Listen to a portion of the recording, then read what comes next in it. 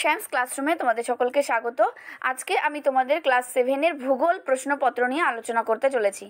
তোমাদের ফাইনাল যে প্রশ্নপত্রটি এখানে আমি দেখাচ্ছি, তার এমসিকিউ টাইপ কোয়েশ্চেন আনসারগুলো আমি তোমাদের আলোচনা করছি, তোমরা দেখে নাও ভালো করে।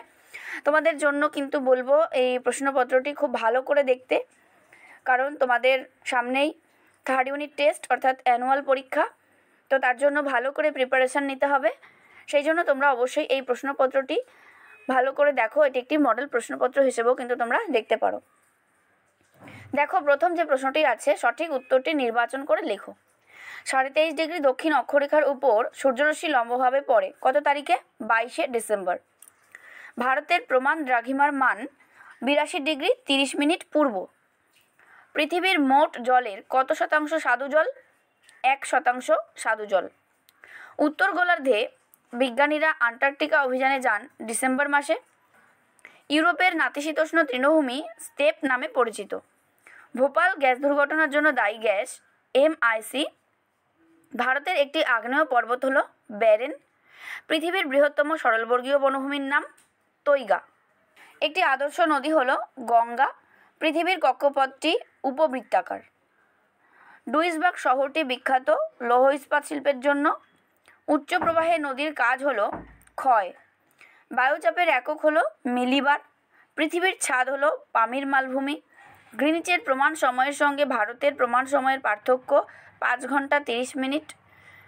একটি আন্তর্জাতিক নদী হলো সিন্ধু। এরপরে চলে আসছি শূন্যস্থান পূরণে।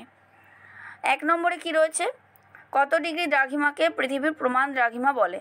0 ডিগ্রি দ্রাঘিমাকে পৃথিবীর প্রমাণ দ্রাঘিমা বলে। রাষ্ট্রসংঘের মতে প্রতিটি মানুষের প্রতিদিন অন্তত 8 থেকে 9 লিটার বিশুদ্ধ জলের প্রয়োজন। নেক্সট, লাডোগা ইউরোপের বৃহত্তম হ্রদ লাডোগা। পরের প্রশ্ন কি আছে? শীতকালে বৃষ্টিপাত হয় কোথায়? ভূমধ্যসাগরীয় জলবায়ু অঞ্চলে। মানচিত্রে নিত্যবহ নদীগুলি আঁকা হয় নীল রং দিয়ে। এরপরে আসছে 4 নম্বরের বাম দিকের সঙ্গে ডান দিকের মেলানো। বাম দিকে কি রয়েছে? ইতাই ইতাই, এটি হবে ক্যাডমিয়াম। ব্ল্যাকফুট ব্যাধি, এটি হবে আর্সেনিক থেকে হয়। পোলিও, এটা হবে ভাইরাস ঘটিত রোগ। মিনামাটা, এটা পারদ ঘটিত রোগ। এবং ফ্লুরোসিস, এটা হলো ফ্লোরাইড ঘটিত রোগ। এরপরে আসছি এক কথায় উত্তর দাও। 4 নম্বরের 4টে এখানে রয়েছে। রুর অঞ্চলের রানী কাকে বলে? এসেনকে। ভারতের পূর্ব সীমানা ও পশ্চিম সীমানার মধ্যে সময়ের পার্থক্য কত? ভারতের পূর্ব সীমানা ও পশ্চিম সীমানার মধ্যে সময়ের পার্থক্য হলো 1 ঘন্টা 56 মিনিট। এরপরে জলপাই গাছ ইউরোপের কোন জলবায়ু অঞ্চলে দেখা যায়? ভূমধ্যসাগরীয় জলবায়ু অঞ্চলে দেখা যায়। দোআব শব্দের অর্থ কি? দুটি নদীর মধ্যবর্তী অঞ্চল। এই হয়ে গেল এক কথায় উত্তর দাও। এরপরে যে তোমাদের প্রশ্নগুলো আছে, সত্য মিথ্যা নির্ণয় করো।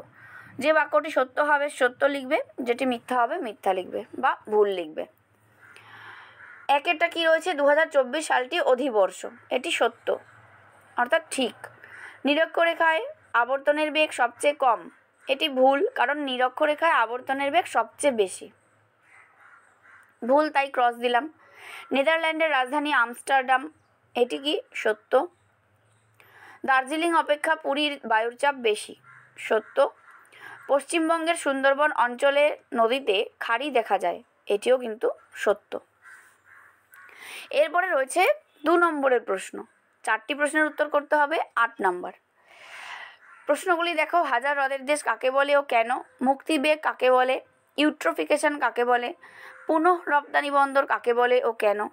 এই জায়গাগুলো তোমরা ভালো করে রেডি করো, তৈরি করে নাও, যাদের বাকি আছে তারাও। চলে আসছি বড় প্রশ্নের দিকে। কেবলমাত্র ভঙ্গিল পর্বতেই ভাঁজ কেন দেখা যায়? GPS কি? এগুলো 2 নম্বরের। এরপরে যেটা রয়েছে 3 নম্বরের প্রশ্ন। 4টে প্রশ্নের উত্তর করতে হবে, কিন্তু তোমাদের দেখো 2টো এক্সট্রা দেওয়া আছে, 5 আর 6, 6টার মধ্যে 4টে। প্রশ্নগুলো দেখো, ভেরি ভেরি ইম্পর্টেন্ট প্রশ্ন কিন্তু এগুলো অবশ্যই তোমরা রেডি করবে।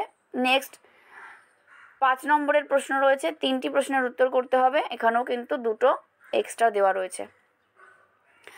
এই প্রসঙ্গে বলে রাখি, তোমাদের যে ছবিগুলো আছে, যে নদীর বিভিন্ন গতিতে অর্থাৎ পার্বত্য গতিতে ক্ষয়কার্যের ফলে সৃষ্ট ভূমিরূপ, বা মধ্যগতিতে যে ভূমিরূপ, বা সঞ্চয় কার্যের ফলে নিম্নগতিতে যে ভূমিরূপগুলো হয়, সেগুলোর প্রত্যেকটার উদাহরণ এবং তার সাথে যে ছবিগুলো, সেগুলো কিন্তু তোমরা অবশ্যই প্র্যাকটিস করবে। কারণ এখান থেকে কিন্তু, নদী থেকে কিন্তু যে কোনো একটা গতি থেকে একটা কিন্তু প্রশ্ন, বড় প্রশ্ন হিসেবে এসেই থাকে। তাই জন্য এগুলো তোমরা রেডি করবে। তারপর মালভূমি সমভূমি থেকে যেটা রয়েছে, চিত্র ও উদাহরণ সহযোগে বিভিন্ন প্রকার মালভূমি, এটা কিন্তু তোমরা করবে। সমচাপ রেখা কাকে বলে, এই রেখার বৈশিষ্ট্য, এখানে বলবো সমচাপ রেখা, সমোন্নতি রেখা, সমষ্ণ রেখা, এইগুলো প্রত্যেকটা সংজ্ঞা এবং এর বৈশিষ্ট্যগুলো কিন্তু তোমরা জানবে। এই প্রশ্নগুলো কিন্তু ভীষণ ইম্পর্ট্যান্ট। রুর শিল্পাঞ্চলে শিল্পোন্নতির কারণ, এটাও কিন্তু ভেরি ভেরি ইম্পর্ট্যান্ট কোয়েশ্চেন। এই ধরনের প্রশ্নগুলো কিন্তু এসে থাকে।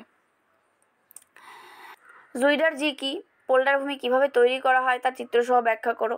এই জায়গাগুলো কিন্তু তোমাদের অবশ্যই দেখে রাখতে হবে। এই পার্টগুলো থেকে কিন্তু কোনো না কোনো প্রশ্ন তোমাদের বড় প্রশ্ন হিসেবে এসেই থাকে।